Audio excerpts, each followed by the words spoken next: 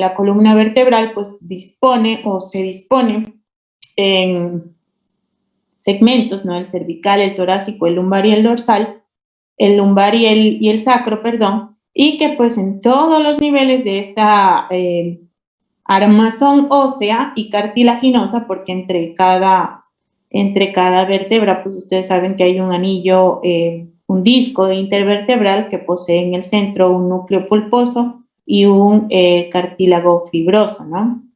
Entonces,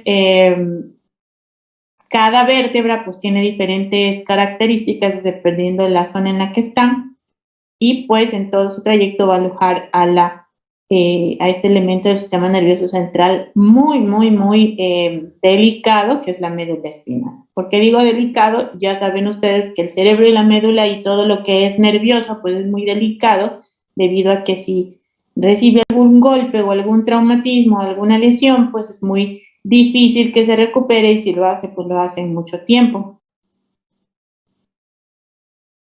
La columna vertebral pues se dispone, ¿no es cierto? Ella mantiene el eje y lo mantiene pues con sus curvaturas, tanto en cifosis como en lordosis, en cada lado, ¿no? Ustedes recordarán pues que ¿cuáles son las zonas más móviles de la columna vertebral?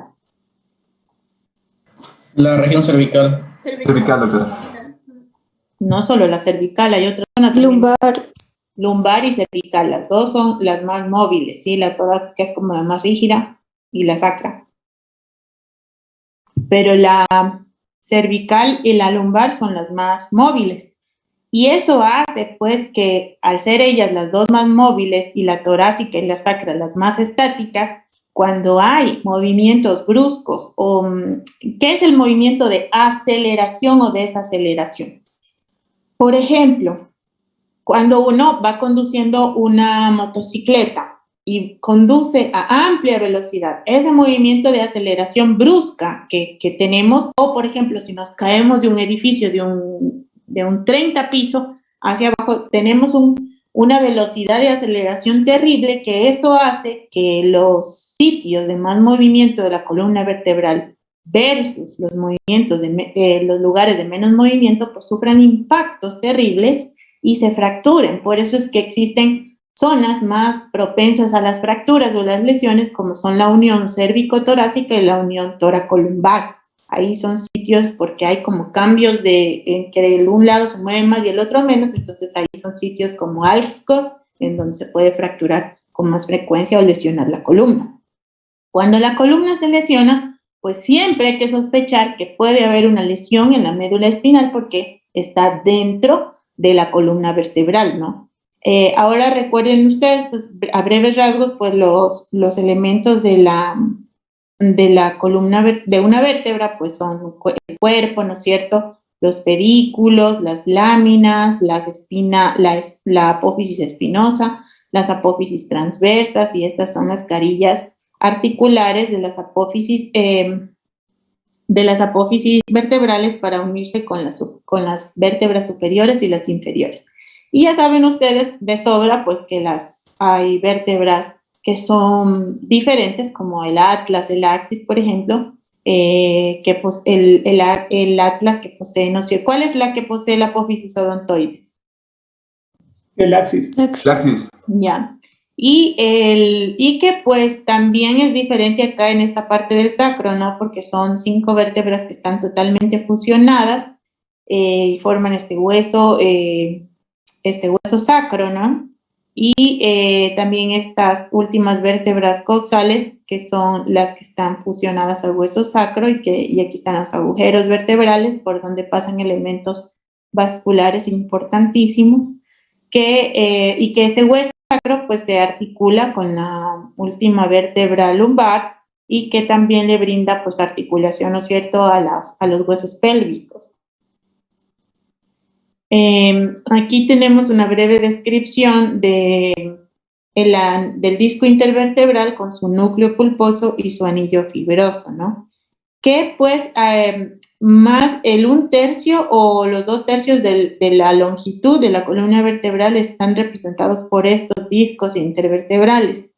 Mientras más joven se es, pues estos discos son más altos, y mientras más uno va envejeciendo, los discos se van aplanando o van a veces hasta destruyéndose y generando pues patologías a veces de asentamientos vertebrales, que quiere decir que se ha desgastado tanto este disco intervertebral que la carilla articular superior de esta vértebra se roza directamente con la carilla, la carilla articular inferior de esta vértebra con la carilla articular superior de esta vértebra tienen roces, ¿no? O incluso puede haber como desgastes o movimientos, digamos, hacia un lado y otro. Y recuerden que aquí a los lados, ¿no es cierto? ¿Dónde tengo? Acá creo que una mejor foto. Recuerden que a cada lado de los agujeros intervertebrales pues van a estar saliendo los nervios raquídeos.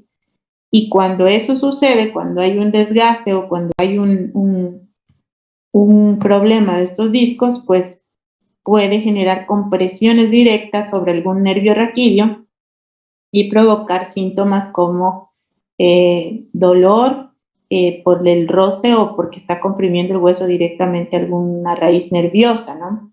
Y generar problemas. Ustedes saben pues que también el canal medular, el canal de la columna vertebral es el que aloja a la médula espinal, ¿no? Y que la médula dentro de ese canal pues está rodeada por sus membranas o sus meninges. La que está directamente adosada a ella es la pía madre, de ahí le sigue la aracnoides y luego sigue la dura madre, ¿no?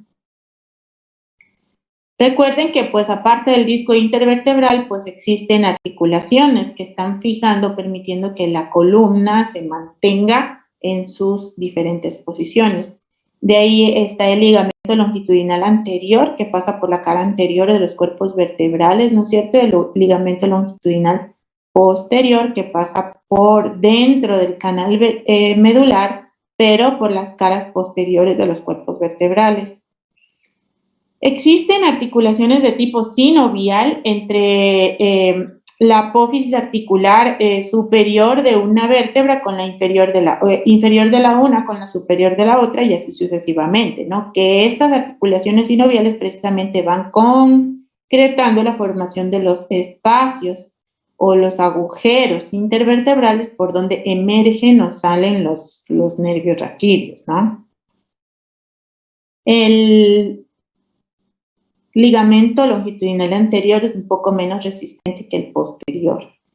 Dentro de las articulaciones entre las apófisis espinosas y las apófisis transversas de la columna vertebral, pues también recordarán ustedes que están los ligamentos supraespinosos, ¿no? Son estos que van por la superficie superior de todas las apófisis espinosas de las vértebras, el interespinoso, que es este que está entre una apófisis espinosa y la otra, este de aquí, y los intertransversos, que son los ligamentos que están entre las apófisis transversas de las vértebras, ¿no?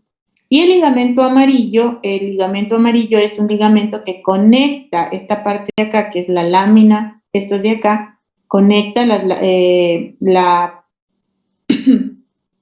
las láminas vertebrales adyacentes.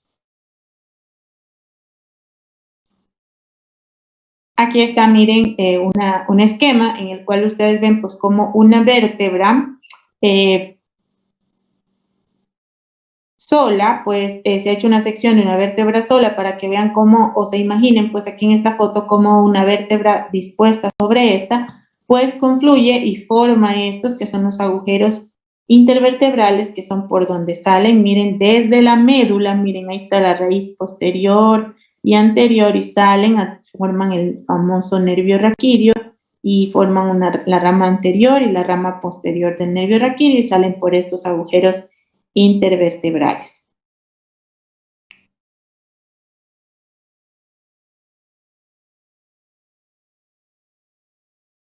Aquí tenemos otro esquema, en cambio ya de la médula espinal, donde vamos ya a empezar a hablar de ella. La médula espinal igual se divide en segmentos cervical, torácico, lumbar y sacro, y cada uno de estos segmentos pues están ubicados en las porciones de la columna vertebral respectiva, ¿no?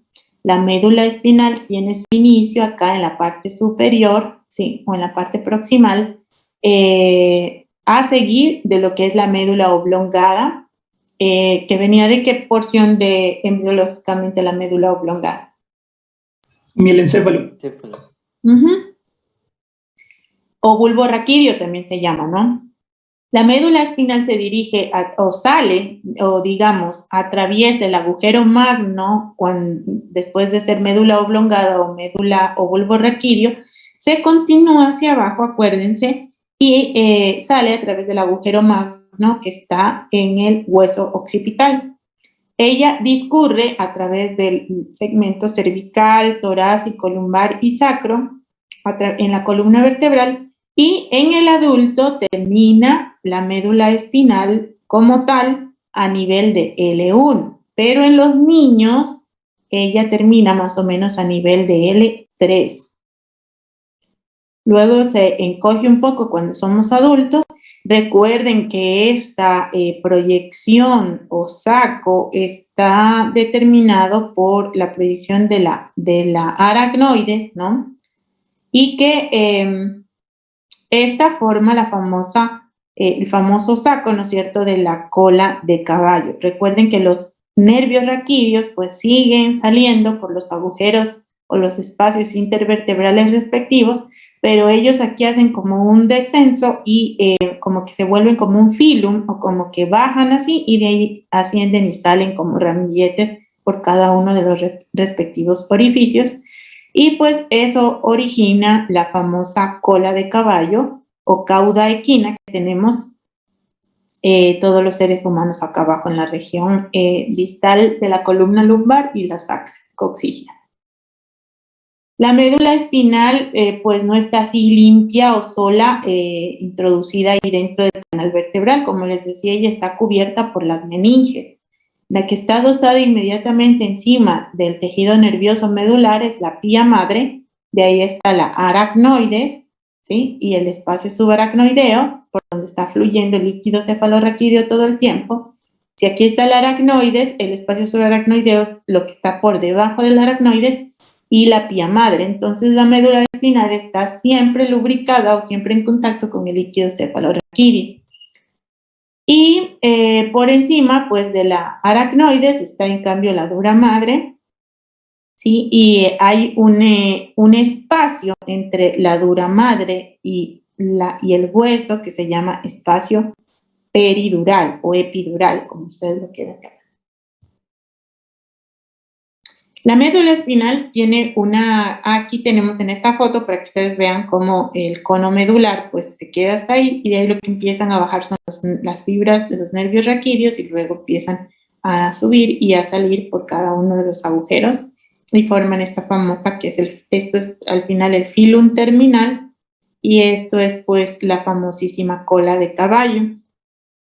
La médula espinal tiene dos engrosamientos, ¿sí? Tiene dos espacios en donde ella como que se vuelve un poco más gruesa y es precisamente en el segmento cervical y en el segmento lumbar. ¿Por qué se engruesa en esas zonas? Porque de ahí van a partir unos plexos que yo ya les había comentado. A nivel cervical, pues está el plexo braquial y a nivel distal, pues en la columna lumbar tiene su origen el plexo lumbosacro. Entonces, por ello es que la médula como que se engruesa o se dilata un poco en esos segmentos. Aquí tenemos, ustedes dirán, ¿por qué existen 8 segmentos cervicales? ¿Sí? A diferencia de las vértebras, que solo son 7 o son 8 vértebras. ¿Cuántas tenemos? 7 cervicales. Ya.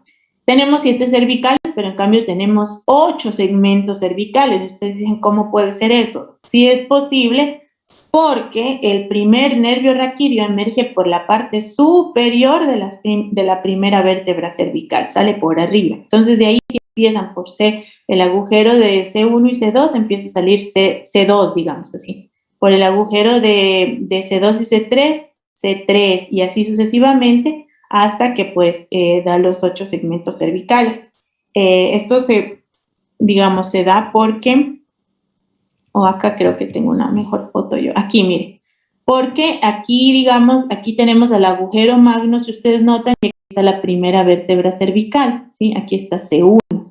Pero la primera raíz nerviosa de C1 empieza a salir por arriba de entre la C1 y el agujero magno, si ustedes notan, y de ahí el nervio raquídeo C2 empieza a salir por el primer agujero o intervertebral.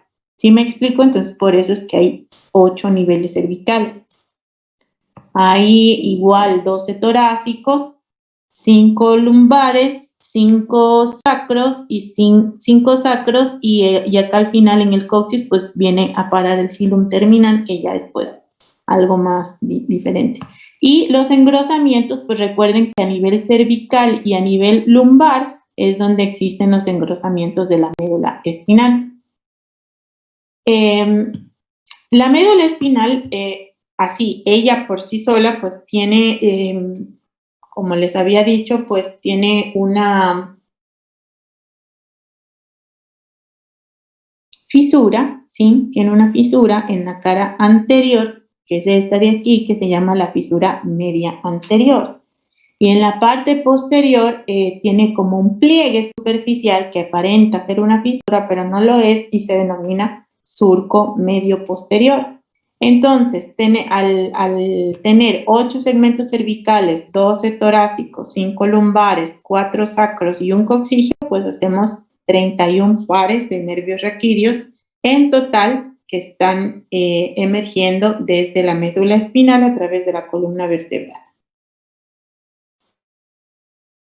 Con cada uno, obviamente, tiene sus, como ustedes ven, raíces nerviosas, ¿no es cierto? Esto es un nervio raquídeo y ya saben ustedes por demás que tiene raíces nerviosas motoras y una raíz nerviosa sensitiva proveniente de las astas gris posterior y de las astas gris anterior, ¿no es cierto? Aquí está el ganglio del nervio raquídeo y el nervio raquídeo que emerge desde el ganglio espinal o ganglio raquídeo que emerge a través de la misma.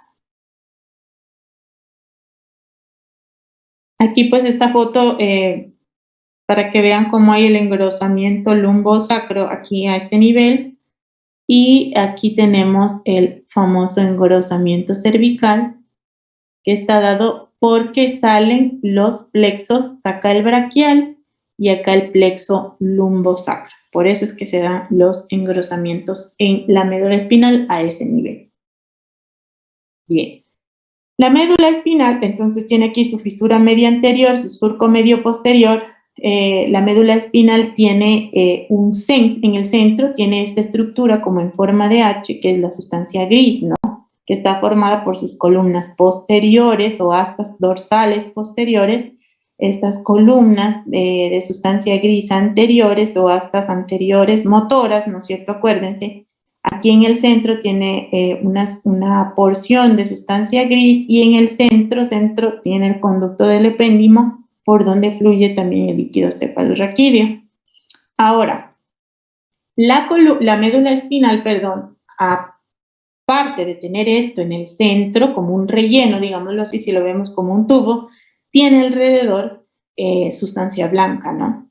Entonces, es muy importante que ustedes recuerden el concepto de que aquí en la sustancia gris van a haber grupos de neuronas o grupos de cuerpos neuronales que estén en estas zonas, que ya les voy a explicar a continuación, y de los cuales parten las raíces, tanto motoras como sensitivas, pero en cambio en la sustancia blanca, que se denomina blanca, ya les había explicado por qué se denomina sustancia blanca o se ve de color blanco. Por la presencia de los axones. Exactamente, porque como aquí están saliendo prácticamente los axones o las dendritas o de otro modo llamando las fibras nerviosas, pues ellas poseen mielina y la mielina es la que les da ese color blanco aquí en la médula espinal, igual es en el cerebro, ¿no? El mismo concepto aplica para el cerebro. Entonces, aquí, en este sitio, en la sustancia blanca, en cambio, vamos a encontrar haces nerviosos o fascículos nerviosos. ¿Y qué es un fascículo nervioso? Es como un conjunto de axones o de fibras nerviosas que se encargan de trabajar a la par para conducir un estímulo nervioso, bien sea dentro de la misma médula espinal o llevando información desde la médula espinal a centros corticales superiores. Cuando digo corticales superiores me refiero al cerebro, al cerebelo, en el cerebro al tálamo antes y así sucesivamente, que es lo que vamos a aprender, ¿sí? Entonces, ustedes van a encontrar pues que la médula espinal se va a clasificar, digamos, la sustancia blanca, me adelanto en esta foto que está bonita, para que ustedes vean que tiene como una parte anterior, ¿sí? Que va desde la fisura media anterior hasta la salida de las raíces anteriores, anteriores de los nervios raquídeos, ¿sí? Esta sería la porción anterior de la sustancia blanca.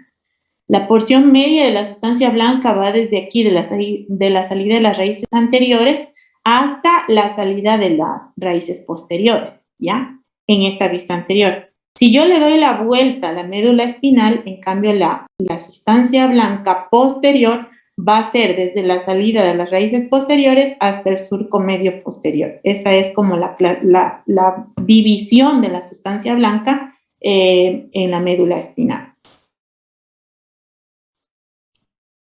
Aquí en esta vista posterior, miren, leemos, cuando ustedes, si tuvieran la oportunidad pues de ver una médula espinal que sí tenemos ahí en el banco del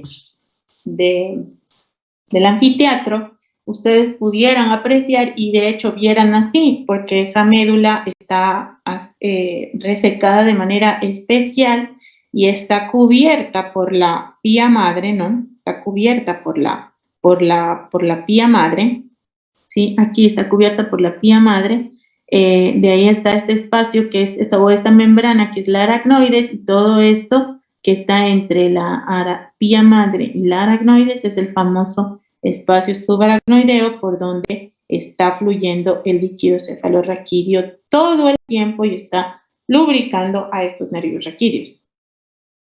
Entonces, miren que cuando nos anestesian, ¿sí? Cuando ubican, por ejemplo, nuestro segmento entre L1 y L2 para bloquear de ahí, desde el ombligo para abajo, más o menos, el anestesiólogo lo que hace es introducir una aguja y llegar hasta este espacio, ¿no? ¿Atraviesa qué primero? Atraviesa el espacio peridural, atraviesa el ligamento amarillo, que ya les voy a mostrar. Aquí está, miren. ¿Qué es lo que...? Vamos en orden, después les explico eso un poco. Lo que quiero que vean es cómo de la médula espinal van saliendo, ¿no? Los nervios raquídeos y se salen por su respectivo agujerito intervertebral. Entonces, si sale a través de su respectivo agujero intervertebral, por eso es que cuando hay algún problema de hernia discal, por ejemplo, y este núcleo pulposo, este de aquí que debe estar aquí encerrado, se degenera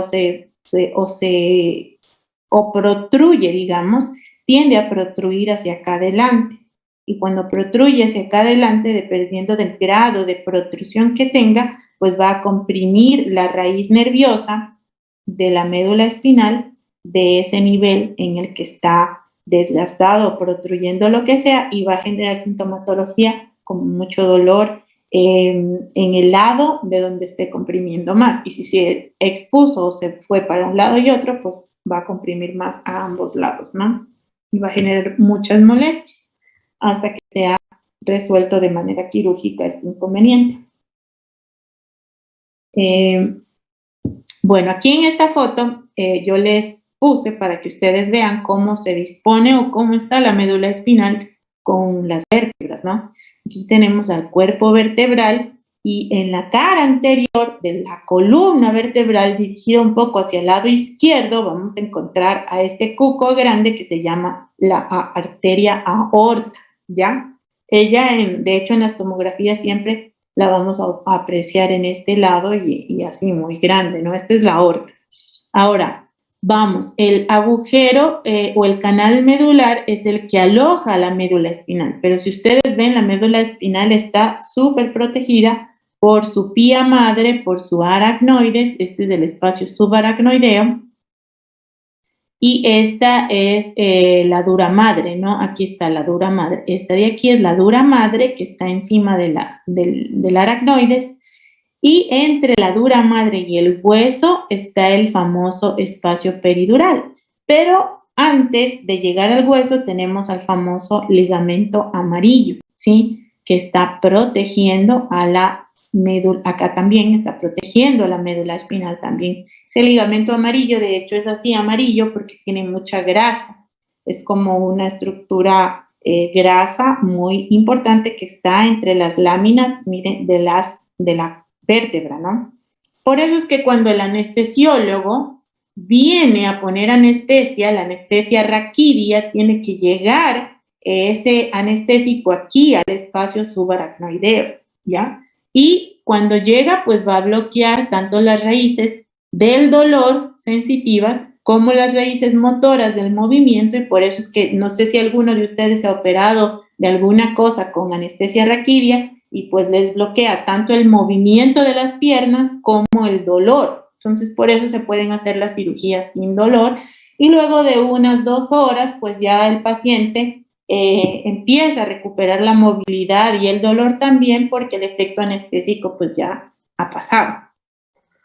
En cambio, el otro tipo de anestesia es el tipo de anestesia peridural, en el cual solo se bloquea las fibras sensitivas, ¿sí? La fibra sensitiva, más no la fibra motora.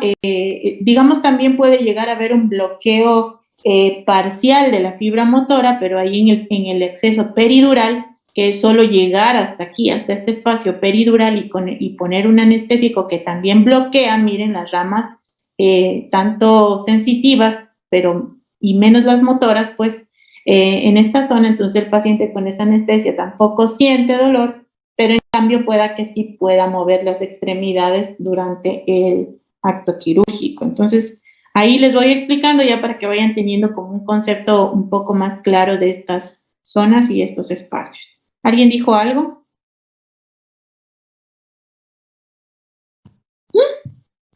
Espérenme, tuve un accidente. Vuelvo en 5 segundos.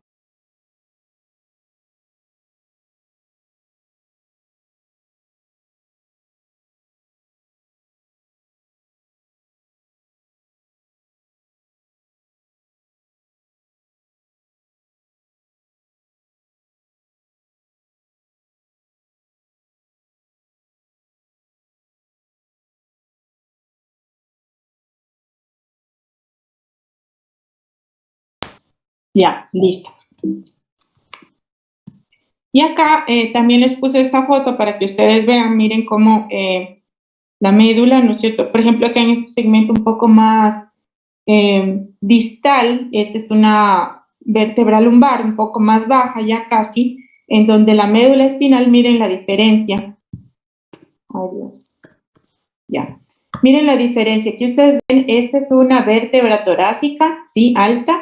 Ustedes están viendo, miren el diámetro de la médula espinal en relación con el canal vertebral. Y miren cómo a medida que va descendiendo y va casi como que bajando los niveles medulares, miren cómo la médula espinal, digamos aquí en esta vértebra lumbar, que ya digamos que sea L2, ¿no? L2, vamos a ver una médula así grande o ya no, en el adulto estoy hablando. En el adulto ya no, porque termina en L1. Exacto. Hasta L1 llegan la... En el niño, recuerden siempre que es hasta L3, en el adulto hasta L1, pero no es que ahí se acaba la médula, sino que para abajo se continúa como el filum terminal, ¿no? Que está rodeado de esta capa del aracnoides, y aquí está la famosa, aquí se ven así varios puntitos porque son las fibras de los nervios raquídeos que están saliendo y que están formando la famosa cola de caballo, ¿ya? Miren cómo es de diferente.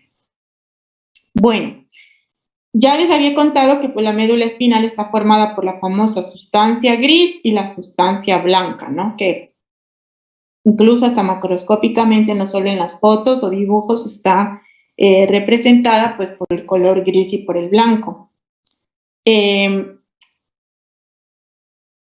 Cada lugar o cada segmento de la sustancia blanca, por ejemplo, va a estar representada. Si las columnas o las astas grises de la sustancia gris posterior, ¿no es cierto?, son sensitivas, la sustancia blanca que está en la parte posterior de la médula espinal también va a tener mucha influencia o va a formar fascículos o haces que detecten pues la sensibilidad a la posición o al dolor, porque por aquí van a estar saliendo las fibras sensitivas, ¿no? Si, por ejemplo, acá adelante también, a pesar de ser sustancia blanca anterior, pues también van a haber fibras o fascículos que conduzcan la sensibilidad a la temperatura y al dolor. Y en los lados o en la sustancia blanca lateral van a haber haces o fibras o núcleos de neuronas que controlen mucho el movimiento. Esta tabla la voy a dejar para después. Bueno, la sustancia gris, vamos a hablar solo de ella ahora. Si ustedes notan o si son observadores, pues ven que tiene la forma de H, ¿no? Y que tiene pues sus columnas o cordones grises posteriores y los anteriores, ¿sí? Ambos, los posteriores y los anteriores, están unidos por este segmento que se llama, es una comisura gris fina que contiene en el centro al conducto ependimario o canal central. Es importante que recuerden esto que les voy a contar. Solo en los segmentos de la médula espinal torácicos y lumbares existe, además de estas tres porciones, posterior, anterior y comisura gris, una tercera porción que se llama cordón gris lateral, que está aquí a los lados de la sustancia gris, pero solo en los segmentos torácicos y en los lumbares. En los cervicales y sacros no vamos a encontrar eso. Por ejemplo, aquí tenemos un segmento medular. Aquí estamos viendo a la sustancia gris y estamos viendo que tiene el asta posterior, asta anterior y la comisura central, pero no tiene el cordón lateral de sustancia gris.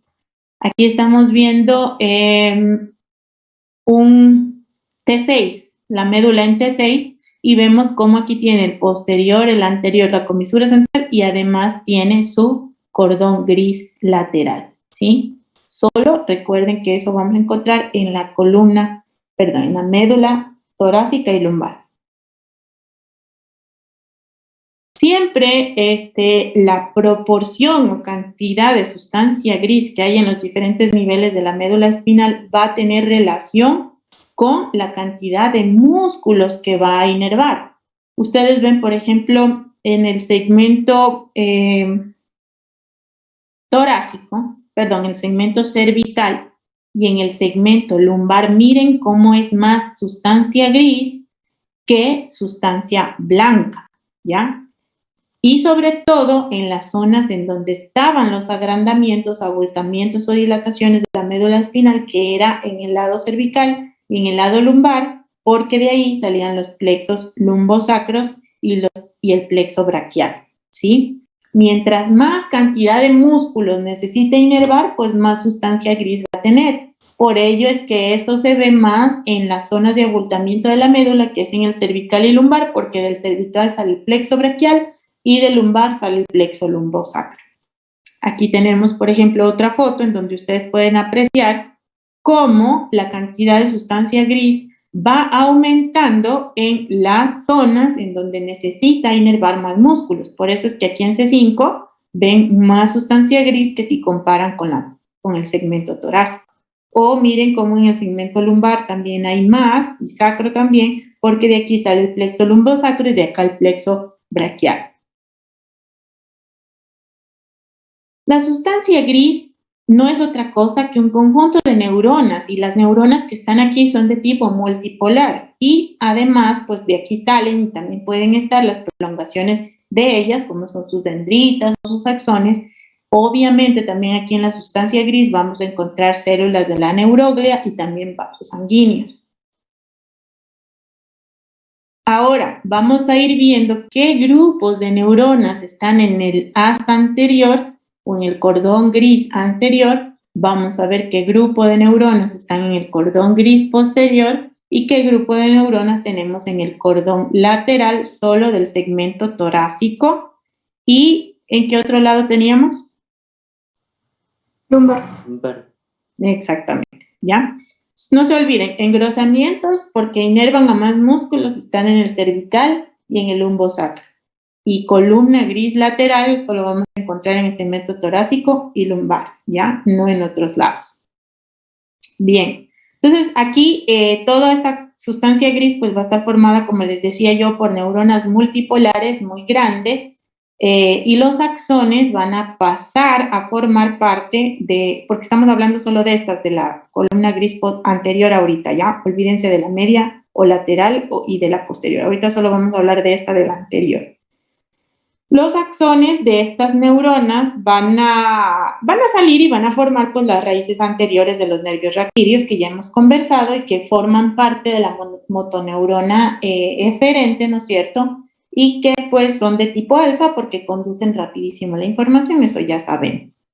También aquí van a ver en el cordón gris anterior, pues van a ver también neuronas un poco más pequeñas de tipo multipolar igual, cuyos axones pueden pasar a las raíces igual anteriores de los nervios raquídeos como fibras eferentes, pero más pequeñas, de tipo gamma, conduciendo el impulso nervioso de manera más lenta y forman como la mayor parte de esos usos o fibras intrafusales que van a los usos neuromusculares. Entonces, esas fibras que van a formar parte de los usos de intrafusales neuromusculares o neurotendinosos, mire que también pueden tener su origen aquí de las neuronas que están en la columna, en el asta anterior o en el cordón gris anterior, ¿ya? Pero que son de tipo gamma, son fibras mucho más que conducen los estímulos de tipo mucho más lento, ¿no?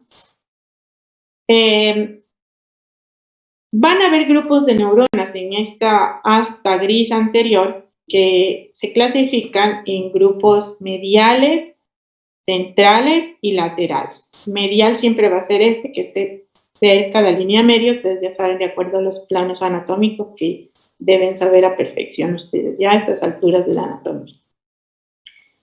El grupo medial de neuronas, ¿sí?, que están en la columna gris anterior, van a inervar los músculos del cuello y del tronco, sobre todo los músculos intercostales y los músculos de la pared abdominal. Este grupo central de neuronas que están aquí en esta sustancia gris anterior es un grupo un poco más pequeño y va a inervar algunos segmentos o grupos musculares cervicales y lumbosacros. Por ejemplo, los grupos musculares que están inervados desde C3 a nivel de C3 a C5 pueden inervar de manera inespecífica un núcleo que se llama el núcleo frénico, que está en el diafragma.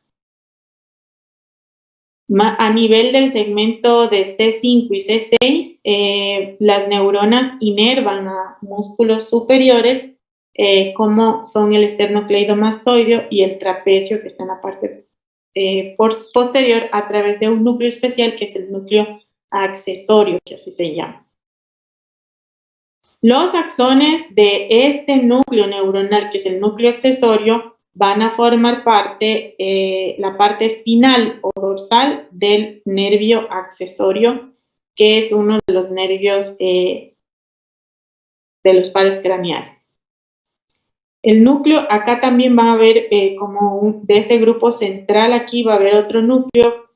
Núcleo es como un grupo de neuronas que se encargan de inervar a un grupito de músculos, digámoslo así. Por eso el núcleo frénico va a estar aquí en este grupo central. También vamos a tener al núcleo accesorio y también va a haber aquí un núcleo que se llama el lumbosacro, que va más o menos a inervar desde L2 hasta S1 neuronas cuyos axones tienen una distribución desconocida. Recuerden que estoy hablando de la sustancia gris de toda la médula espinal, No vayan a pensar que pues estoy hablando solo de la cervical y van a decir cómo que la cervical baja a inervar músculos que están en las extremidades inferiores, por ejemplo. No, vamos descendiendo y vamos viendo cómo en los diferentes niveles pues vamos a ir encontrando, perdiendo los segmentos, ¿sí? Grupos neuronales en esta columna gris anterior que inervan otro tipo de músculos, ¿no? Por ejemplo, pero en este grupo central del asta gris anterior, pues vamos a encontrar también núcleos, el núcleo lumbosacro precisamente que les decía, que va a inervar grupos musculares que van desde L2 hasta S1, cuya distribución de acciones pues todavía no se conoce a perfección. Y en este pequeño grupo lateral, pues van a haber grupos neuronales a nivel cervical y lumbosacro que inerven pues también a músculos de esas zonas, tanto en la parte de los músculos de las extremidades superiores o de las extremidades inferiores. ¿Ya? Entonces recuerden que la columna gris anterior se ha dividido en grupos de neuronas mediales, centrales y laterales, y que cada una tiene incluso sus propios núcleos neuronales y que inervan a grupos específicos de músculos. Aquí tenemos una foto de una microfotografía electrónica de un segmento de médula espinal seccionado a nivel de C5. Entonces aquí vamos a tener pues esta es la columna gris anterior, en donde está aquí alojado el grupo medial de las neuronas motoras que inervan a los músculos del cuello, ¿sí? Acá tenemos al grupo lateral y aquí tiene que estar el grupo medio de núcleos neuronales. Y al resto, pues les digo luego, y aquí está el núcleo accesorio que conversábamos, que está o forma parte de los núcleos del grupo central. Aquí estamos en el núcleo accesorio. Bien, una vez conocidos los grupos de neuronas que están aquí en la porción anterior, ahora debemos conocer el grupo de neuronas que están aquí en la porción posterior. Y tienen nombres muy particulares, ¿no? Es importante que sepan, pues, que existen así, miren, 1, 2, 3, 4 grupos o clubes, yo les llamo así, de neuronas, que están en el asta gris posterior, pero que estos 4 los vamos a encontrar en toda la longitud de la médula. Pero existen 2 solamente en el segmento de la médula dorsal y lumbar. Vamos a ver cuáles son. Entonces, en el ápex de la sustancia gris posterior vamos a encontrar a este núcleo, que es el famoso núcleo de la sustancia gelatinosa, así se llama, ¿sí? Este grupo de la sustancia gelatinosa posee neuronas no multipolares, sino neuronas de tipo Golgi de tipo 2. Aquí llegan fibras aferentes, acuérdense, llegan las fibras aferentes relacionadas con el dolor, con la temperatura, con el tacto, provenientes de las raíces posteriores de los nervios raquídeos. Acá llegan, por eso se llaman neuronas aferentes, porque llegan acá a la médula espinal. Cuando hablamos del arco reflejo simple, ¿no? Por eso se llama la raíz posterior sensitiva del nervio raquídeo, llega acá, por eso se llama neurona aferente, y trae las sensaciones hasta aquí, hasta la sustancia gelatinosa, que son neuronas de tipo Golgi 2, y de dolor, temperatura y tacto, ¿no? Además, también esta sustancia recibe información de fibras que bajan desde segmentos superiores de la corteza cerebral, también recibe axones o fibras nerviosas que traen estímulos desde el cerebro para acá, a esta zona. Aquí precisamente es donde la sensación del dolor y la temperatura se modifican gracias a que existen información aquí tanto excitadora como inhibidora proveniente de otras fibras sensitivas y por información que viene de la corteza cerebral. Entonces aquí es el lugar en donde se define si yo debo sentir, digamos, de acuerdo a las fibras que traen el dolor, mucho o demasiado dolor de acuerdo al estímulo que me estén generando. Por ejemplo, si me aprietan muy fuerte en una zona de la piel, pues esa información este rato está viajando, y pues es un dolor tolerable, ¿no? Hay dolor, pero es un dolor tolerable. Sería distinto si viene alguien y me quema y me pone algo caliente, pues esa información va a viajar, y como el estímulo caliente es un tipo de dolor un poco más fuerte, pues yo voy a reaccionar y voy a responder de modo diferente. Entonces, eso hace la famosa sustancia gelatinosa, que como ven se ubica aquí en el ápex de la sustancia gris posterior. Luego, inmediatamente por debajo de ese tenemos otro núcleo, otro grupo de neuronas que se llama el núcleo propio, que está aquí también en la sustancia gris posterior.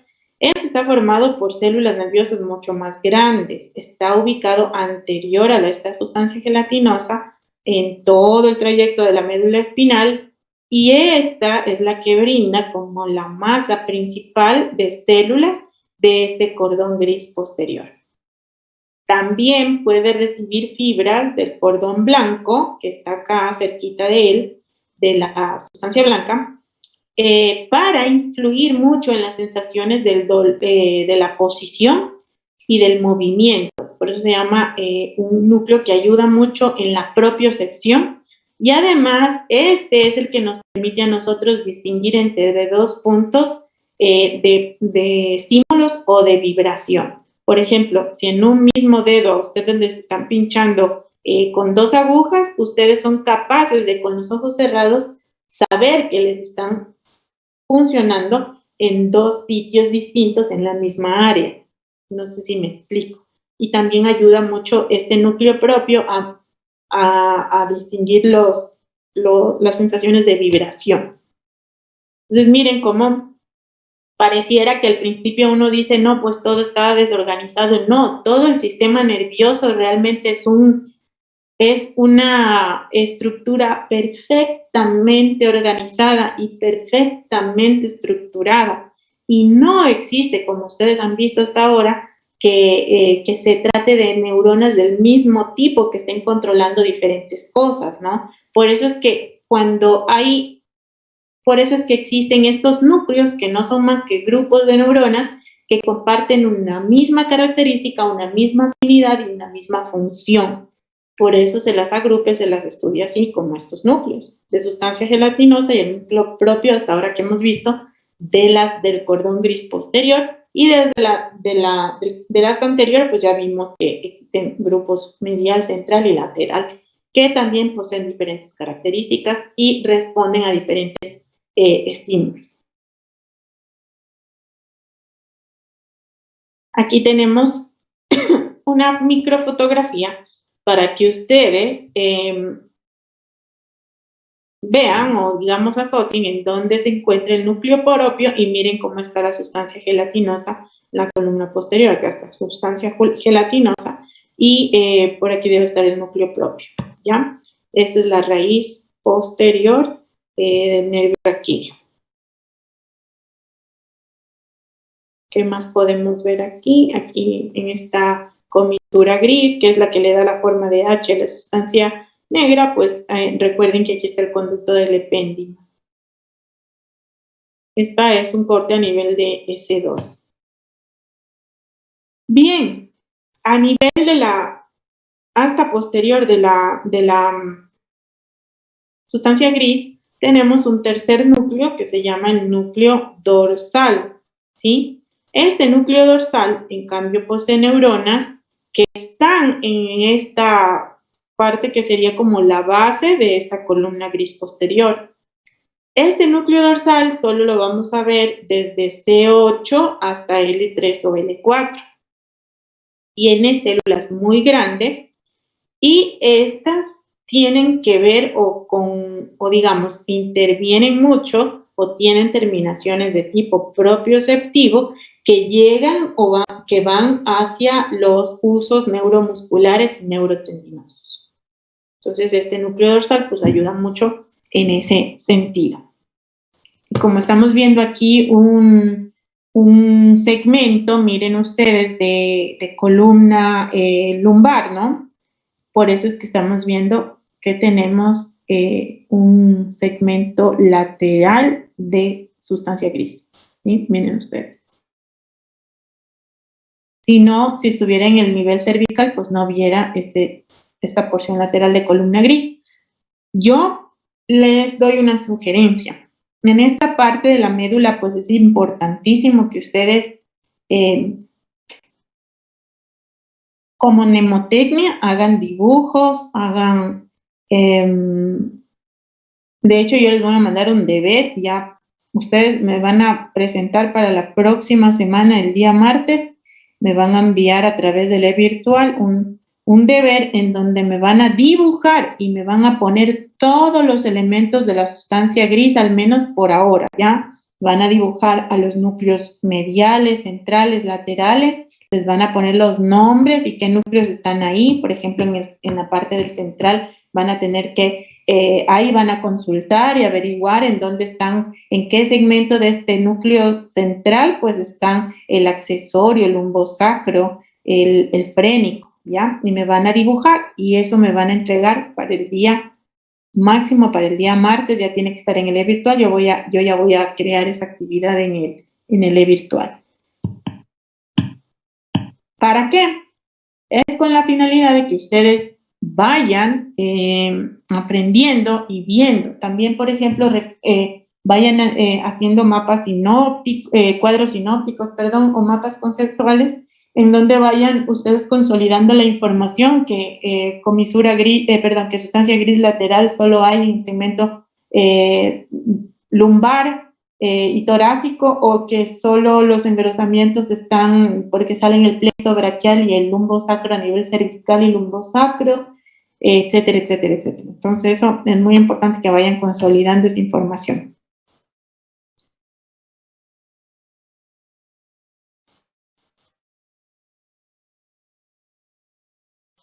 Listo, ya creo que a ver, estábamos ahí. Ya, en esta microfotografía muy chévere y muy clarita que está aquí, pues es un corte de la médula a nivel de L4. Podemos apreciar aquí la sustancia gelatinosa, el núcleo propio, el núcleo dorsal, que es el que hablamos recién. Nuevamente aquí podemos también favorecer o ver el surco posterior, medio posterior, la fisura media anterior de la médula espinal, el cordón gris anterior, ¿no es cierto? La sustancia blanca, que es esta que está acá, y el conducto del epéndimo aquí para aprovechar esta foto. Bien, entonces acá en esta foto lo que quiero mostrarles es como los grupos de nervios raquídeos, pues a nivel cervical son 8, porque miren, el primero no sale a través del primer agujero intervertebral, sino que sale entre el occipital y las apófisis transversas en la parte superior de C1. Entonces aquí sale este es C1, hueso, pero este es el nervio raquídeo 1. Y de ahí 2, aquí, nervio raquídeo 1, 2, 3, 4, 5, 6, 7 y 8, ¿no?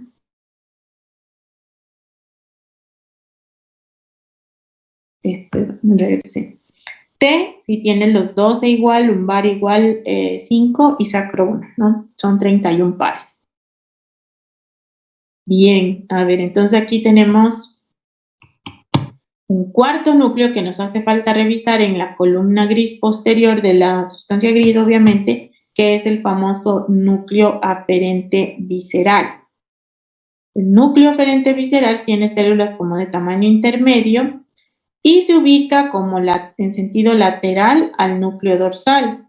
Solo está entre T1 a L3 y se relaciona pues con la recepción de información de tipo visceral aferente. Entonces, la sustancia gelatinosa está en el vértice, el núcleo propio está por delante de la sustancia gelatinosa.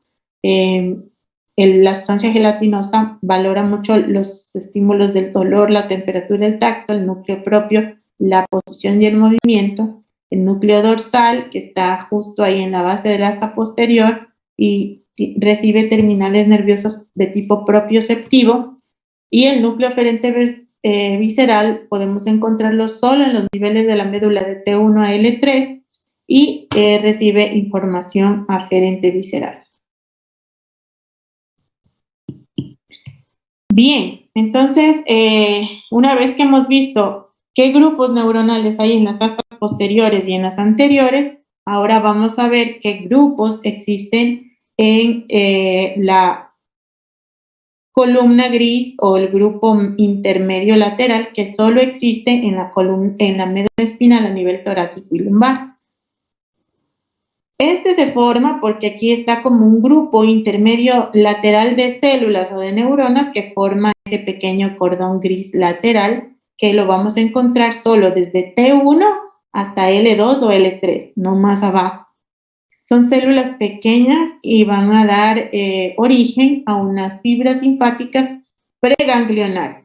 Pero si ustedes se acuerdan, pues el sistema nervioso autónomo, ese que está paralelo a la columna vertebral o a la médula espinal, que tiene fibras simpáticas y parasimpáticas, pues esas neuronas que van hasta allá provienen de este grupo de neuronas que están en la sustancia gris lateral, solo desde T1 hasta L2 o L3 máximo.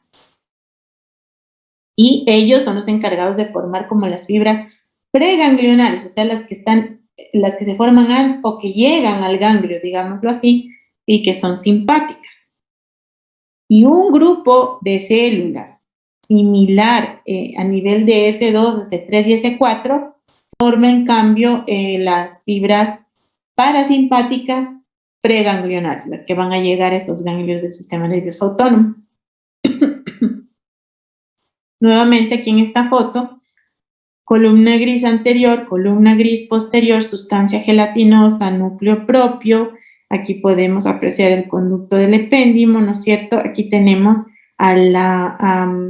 aquí tenemos una eferencia simpática preganglionar a nivel de S2, ¿no? A pesar de que no haya en S2, pues esa columna gris lateral, pues sí existen a nivel del sacro, pues unas pequeñas eferencias o salida de neuronas que se van hacia el ganglio del sistema nervioso autónomo que está acá y por eso se llaman eferencias simpáticas preganglionares.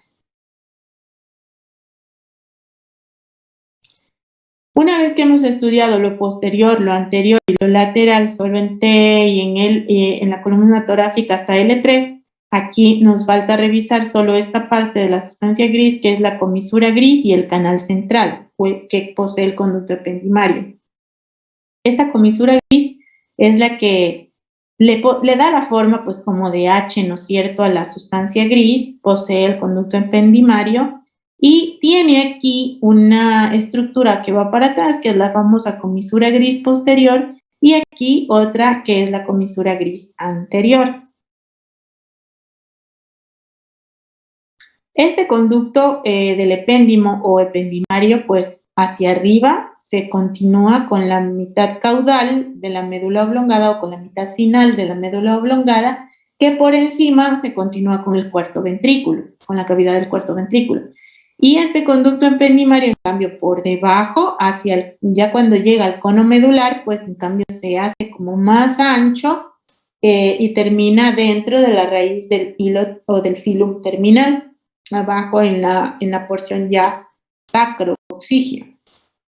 Ese agujerito siempre va a estar lleno de líquido cefalorraquídeo y recuerden que por dentro está revestido por un epitelio de tipo cilíndrico ciliado, que son las células del epéndimo, que luego recuerden que se rodeaban de vasos sanguíneos y formaban pues esas células que generan pues más líquido cefalorraquídeo.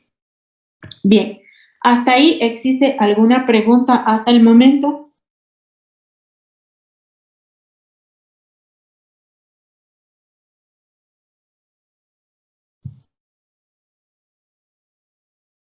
Bien, continuamos entonces.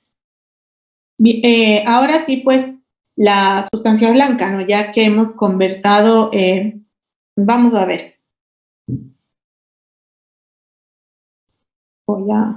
Esperen un ratito, voy a dejarles de compartir.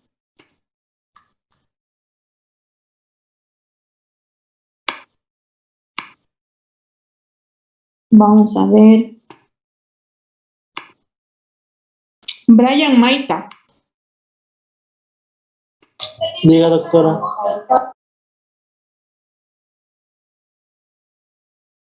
Ya te digo una. Espérame que me distrajeron. Estos chicos aquí han escrito unas cosas ya.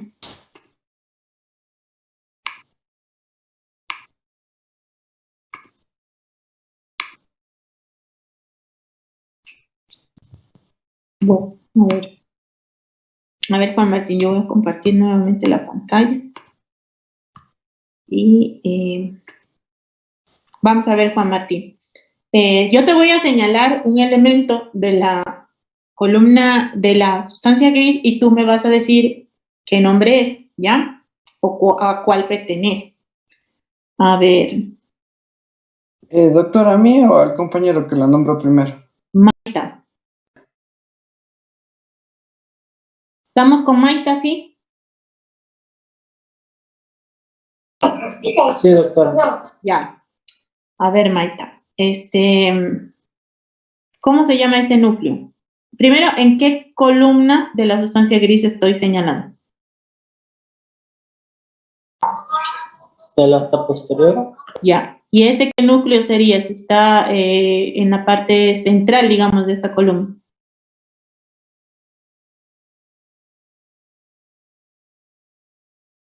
¿Quién sabe? Sin consultar. ¿El núcleo propio? Ya. Ahora, me voy acá. ¿Qué asta estoy señalando? Hasta anterior. Ya. ¿Y este grupo qué sería? ¿Qué grupo de neuronas sería? ¿O qué núcleo sería? Medial. Medial, exactamente. Listo. ¿Alguien más que me diga, a ver, ¿es correcto que esta foto pertenezca a un nivel o segmento de la médula espinal de C3, por ejemplo? No. ¿Por qué no? Porque tiene el asta gris lateral. Muy bien. ¿Es correcto que pertenezca entonces más o menos a un segmento de T12? Sí. Sí, ¿no es cierto? Por lo mismo, ¿no? Porque tiene las astas de columna gris lateral. ¿Cómo se llama este agujerito que está aquí en el centro? Conducto ependimario. Ya, conducto ependimario. ¿Y está ubicado en qué porción de la sustancia gris? Central. ¿Cómo se llama? Tiene un nombre. Comisura gris. Comisura gris. Comisura gris. Recuerden que la comisura gris tiene una comisura posterior y una anterior gris, así como la blanca que ya vamos a ver luego. Bueno, así más o menos, o sea, realmente hagan dibujos, hagan esquemas, el sistema nervioso no es difícil de aprenderlo si uno va haciendo, yo creo que lo mejor para aprenderlo es los dibujos, ¿ya? Entonces, recuerden, medial, central, lateral, sustancia gelatinosa, núcleo propio, núcleo, ¿cómo se llamaba este? Dorsal. Y este de acá que lo encontrábamos en solo los segmentos sacros, me parece, ¿cómo se llama? Aferente visceral. Aferente visceral y recibe señal. Este de aquí, acuérdense, temperatura, tacto y ¿qué más recibía? Dolor, ¿no es cierto? Este de acá, la propiocepción. Este de acá, recibía movimientos de qué, las fibras de qué era. De los usos neuromusculares y tendinosos. Exacto. Y este de acá, de las vísceras, ¿no es cierto? Abdominales. Viscerales, no digo abdominales, viscerales, ¿no? Y así, entonces, no es difícil. Tienen que hacer como estos esquemas y verán cómo se aprenden más rápido y mejor. Bueno, ahora entonces continuamos con la sustancia blanca en lo que nos queda de tiempo para que sea la 1 de la tarde. Como ya me había adelantado, pues la sustancia blanca, que es lo que está acá, ¿no es cierto?, pintado de blanco y que aquí tiene unos colores especiales, solamente con finalidad didáctica para que ustedes reconozcan las porciones. Estas también están estructuradas en columnas o cordones tanto anterior, lateral y posterior. Igual acá, posterior, lateral y anterior. El segmento anterior va desde la línea media, ¿no es cierto? Y aquí hasta el punto de salida de las raíces nerviosas anteriores. La lateral va desde el punto de salida de las raíces nerviosas anteriores hasta el punto de salida de las raíces nerviosas posteriores. O la entrada, perdón, no salida, la entrada. Aquí. Y la posterior, en cambio, va desde la entrada de las raíces posteriores hasta la porción media de la sustancia, o hasta la línea media. Recuerden que la sustancia blanca, pues, posee todos los axones, dendritas o fibras nerviosas que salen de las neuronas que están aquí en la columna gris, en la sustancia gris, perdón. Aquí en la sustancia blanca también van a ver, pues, fibras nerviosas, células de la neuroglia, que no faltan ninguna porción del sistema nervioso central como hemos visto hasta ahora, y también acá van a llegar vasos sanguíneos como ramas de arterias y de venas que están formando parte importante también de la vida de la médula espinal. El color, pues ya sabemos que se ve así blanco mismo en la vida real, porque tiene muchas fibras nerviosas de tipo mielínicas, ¿no? Miren, en esta foto pues yo les puse para que ustedes vean cómo en la sustancia blanca, en cambio, no hay núcleos, así como en la sustancia gris, porque los núcleos se forman por la unión de los cuerpos de las neuronas, ¿ya? Ya les dije, neuronas de la misma característica morfológica y de la misma función. Por eso están aquí los núcleos, de los cuales parten sus fibras hacia la sustancia blanca y forman, en cambio, todas las fibras nerviosas que comparten un mismo fin, un mismo evento, una misma función, forman en cambio fascículos o tractos, ¿sí? O vías de conducción de señales dentro de la médula o de fuera de la médula hacia la médula, dentro de la médula o de la médula hacia el cerebro o hacia afuera. Eso es lo que hay o lo que forman las fibras en la sustancia blanca. Como ustedes aprecian en esta foto muy didáctica también, pues se han pintado de colores distintos para que ustedes vean cómo las vías de las fibras, de estas de color como rosado, pues son las vías descendentes, es decir, son fibras que bajan del cerebro o de lugares altos o corticales hacia abajo. Estas, por ejemplo, en cambio, están de color celeste, demarcadas por fibras que, en cambio, envían señales hacia el cerebro.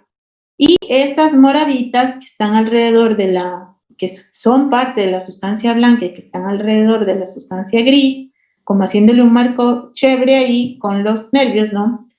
Son las fibras, en cambio, que van en ambas direcciones, o sea que recuerden que la médula está dividida en el centro, en una mitad derecha y una mitad izquierda. Entonces hay fibras que van aquí mismo en la médula de un lado al otro, de derecha a izquierda y así. Y que se envían información muy importante también. Entonces las fibras se agrupan como en fascículos, ¿no? Y pues toman nombres, así como los núcleos acá adentro también tienen nombres especiales acá afuera, que pues bueno, vamos a ir viendo uno por uno. Y luego los vamos a ir regresando a esta foto para que ustedes los vayan ubicando en qué segmento de la sustancia blanca están. Primero,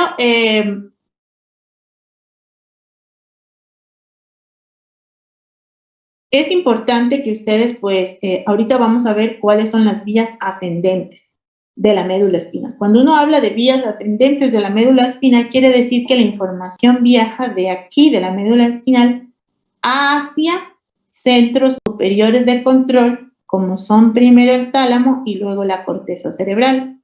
Me adelanto y en la corteza cerebral pues existen neuronas de dos tipos, también motoras y sensitivas, y ellas están agrupadas en áreas específicas en el cerebro de la corteza, que son áreas motoras o áreas sensitivas. Y es importante pues que eso esté así de organizado para que se puedan llevar a cabo las funciones sin ningún inconveniente. Entonces, las fibras nerviosas sensitivas se van a clasificar y se clasifican y se separan en fascículos de la sustancia blanca, como les decía. Unas fibras sensitivas van a actuar como enlaces entre diferentes segmentos medulares, aquí mismo en la médula. Otras van a subir o ascender desde la médula aquí a los centros superiores como el tálamo y la corteza cerebral.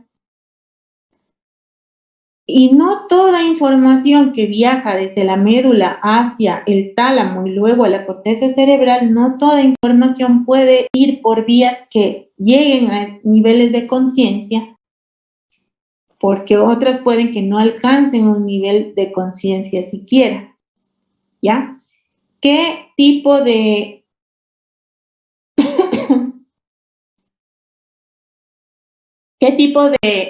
sensaciones viajan a través de estas vías ascendentes y sensitivas de la médula espinal? La información que llega, pues, es de tipo estereoceptiva, o sea que se origina, quiere decir que se origina fuera de nuestro cuerpo, fuera de la médula espinal, y son de tipo dolor, temperatura y tacto, ¿sí?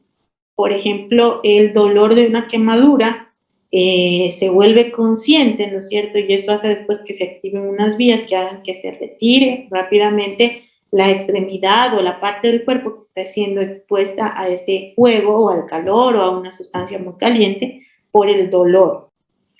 También hay vías ascendentes de la médula espinal que llevan información de tipo propioceptiva.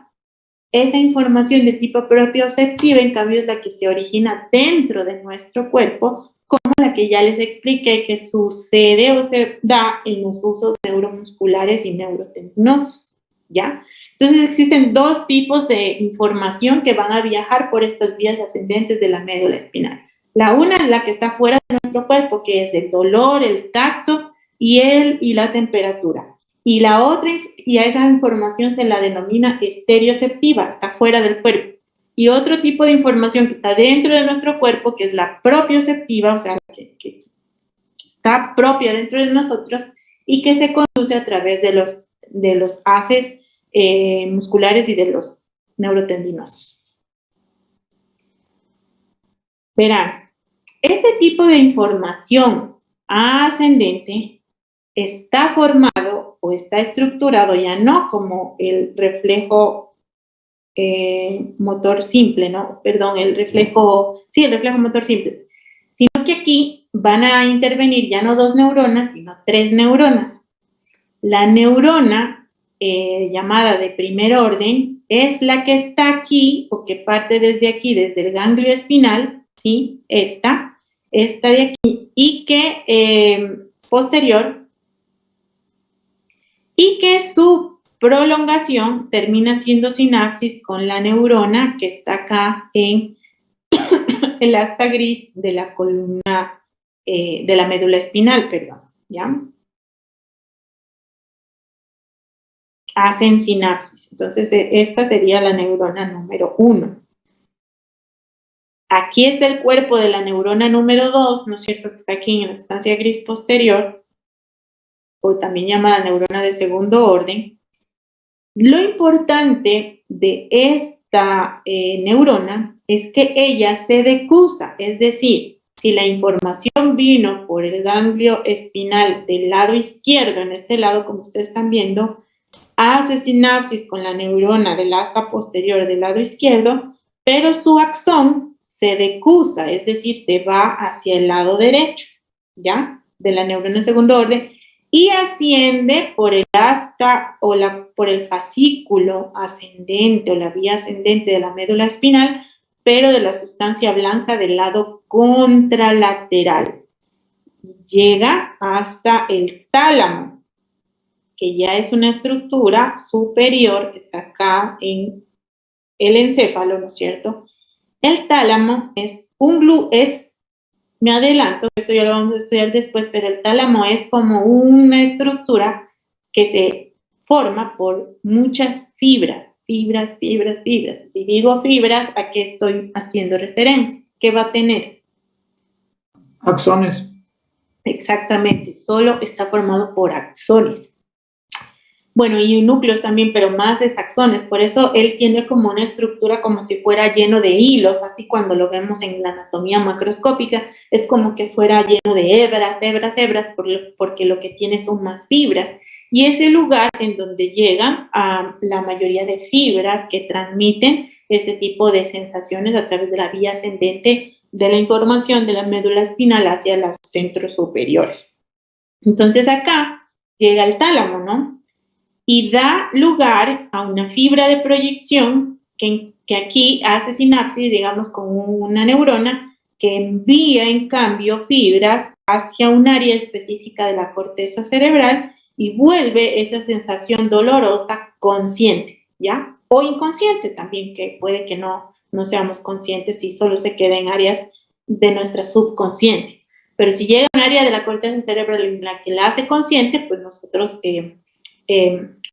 rápidamente pues detectamos de forma consciente algo, porque a veces, por ejemplo, este rato, por ejemplo, yo para hablar no estoy siendo consciente de que, por ejemplo, mis usos neuromusculares de las que están alrededor de mis fibras vocales, pues están enviando información al cerebro para que yo de manera inconsciente sepa que tengo que hablar, ¿no? Yo sé que estoy hablando, pero no soy consciente de esas señales que se están enviando. Otra cosa fuera que si este rato a mí me viene alguien y entra y me asusta, pues eso sí es algo, una señal consciente que me puede causar algo de dolor y yo soy consciente de que siento dolor. No sé si me explico. Pero bueno, aquí del tálamo, en cambio, parte la tercera neurona que llega acá a las fibras a la corteza cerebral, y esta es la tercera neurona o neurona de tercer orden que forma parte de esta organización anatómica de las vías ascendentes de conducción de la información desde la médula hacia la corteza cerebral. Entonces, de este tálamo sale, ¿no es cierto?, esta fibra que llega a una región sensitiva de la corteza cerebral, obviamente, porque estamos llevando información sensitiva. Hay una estructura que se llama la formación reticular, ¿sí?, que está aquí también en los centros superiores de nuestro cerebro, y algunas neuronas pueden incluso enviar información a esa formación reticular y activar nuestra corteza cerebral y mantener el estado de vigilia o de alerta frente a algún estímulo externo que hayamos recibido.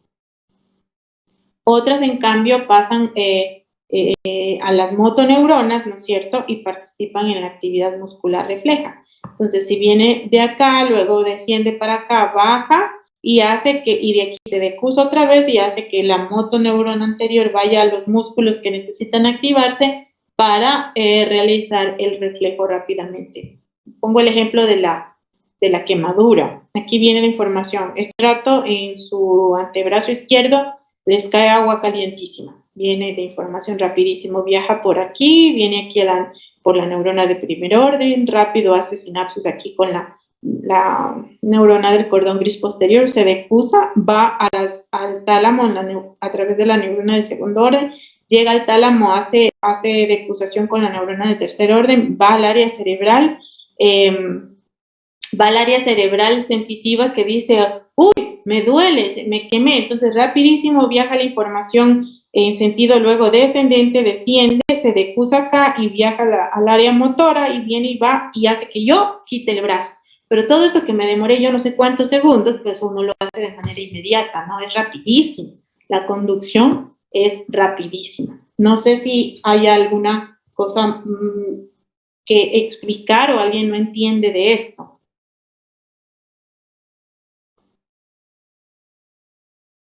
¿Cuáles son entonces las funciones de estas vías que llevan la información ascendente hacia la corteza cerebral o hacia las áreas superiores de nuestro cerebro? Están divididas en haces, ¿no? O en conjuntos de fibras que conducen una misma información. Y está, por ejemplo, el haz que conduce el dolor y las sensaciones térmicas, las sensaciones térmicas se llama haz espinotalámico lateral. el que conduce la información del tacto ligero, que también se llama protopático, y la presión, se llama haz espinotalámico anterior. El que conduce el tacto discriminativo como información que viene de los músculos y de las articulaciones, como el movimiento y las diferentes posiciones que adoptan las partes del cuerpo y vibratorias, se conducen por los cordones blancos posteriores. La información inconsciente que viene de los músculos, de las articulaciones, de la piel y del tejido celular subcutáneo, que va a las reticulares, que les decía que está aquí en el cerebelo, no alcanza a llegar hasta acá arriba, sino que llega hasta aquí al cerebelo nomás. Por eso es que es una información de tipo subconsciente o inconsciente. Se conduce a través de otros fascículos que se llaman los espinos cerebelosos anteriores y posteriores, y también por un fascículo que se llama cúneo cerebeloso. Entonces, miren, aquí en la médula espinal están representados pues esos fascículos, ¿no? Vamos a buscar el espino talámico lateral. Aquí está el fascículo o el grupo de fibras nerviosas que conducen las sensaciones del dolor y térmicas hacia arriba, vías ascendentes. Recuerden que todas estas son vías ascendentes. Luego vamos a aprender y vamos a ir aprendiendo cada una de ellas, eso no se apuren. Pero también hay vías descendentes, que es en cambio las que bajan la información para que yo pueda retirar ese brazo. Son varias y también están agrupadas en enlaces, fascículos o grupos o cordones o como ustedes les quieran llamar. Entonces, en esta área está el famoso fascículo espinotalámico lateral. Aquí está el fascículo espinotalámico anterior. Tengo que buscarlo, espérenme. Aquí está el espinotalámico anterior. El lateral, el anterior. Blancos posteriores. Veamos si los encuentro aquí.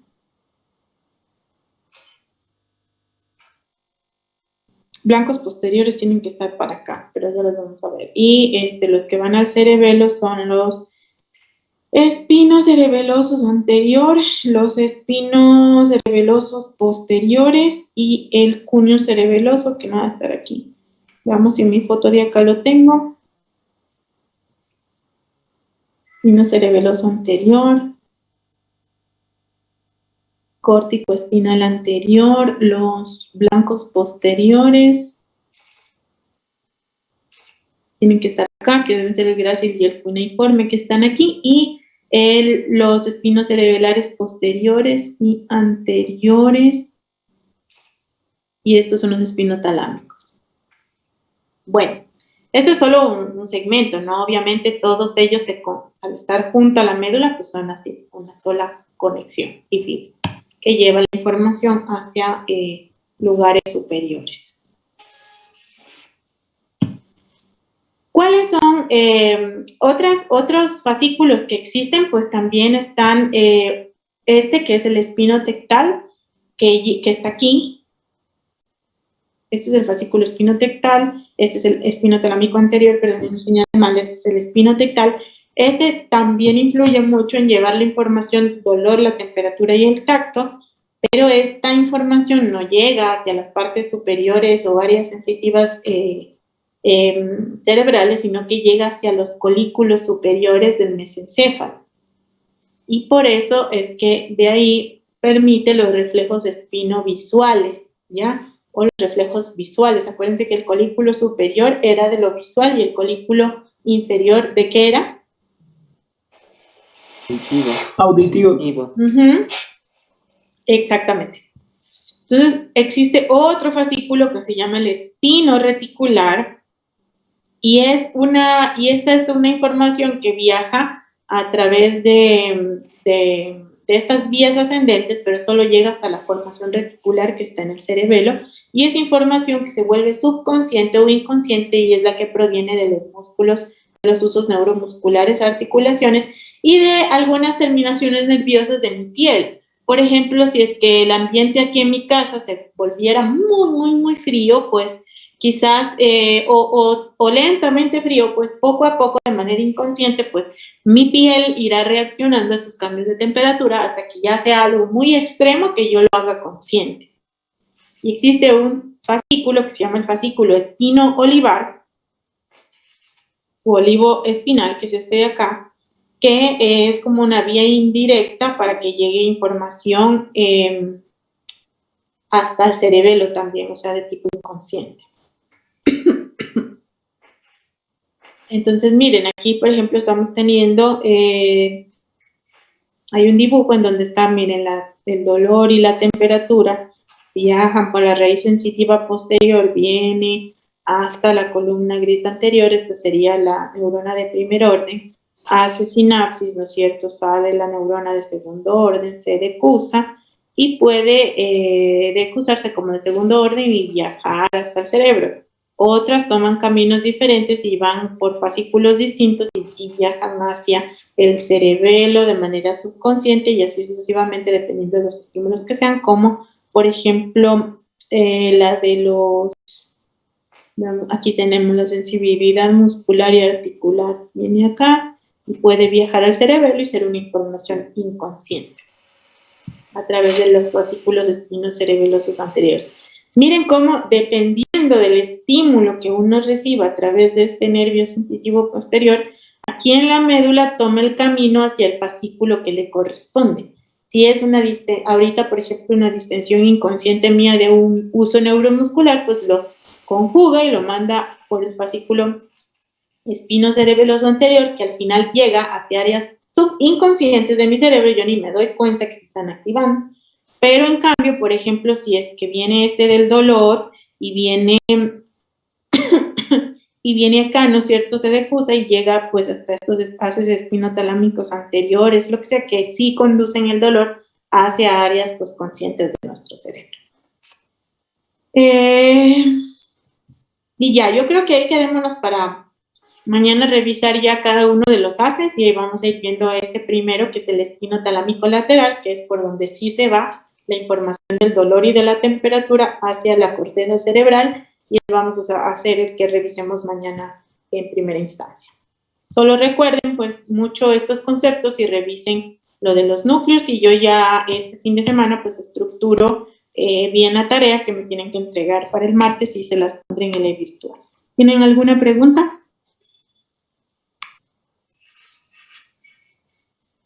Bien, espero que haya quedado claro. Mañana nos conectamos. Que pasen una buena tarde.